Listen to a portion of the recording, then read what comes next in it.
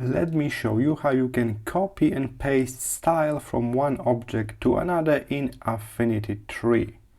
So here I am, and this star got some layer styles applied here, multiple of them. We don't need to start from scratch. We can just copy this and paste on another shape. So click on the object and do a regular copy. We can press Command C, or we can go to Edit and select Copy. So that's a regular copy.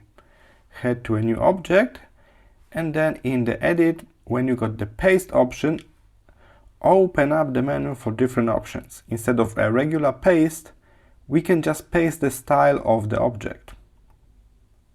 And that's how you can copy and paste the style from one object to another.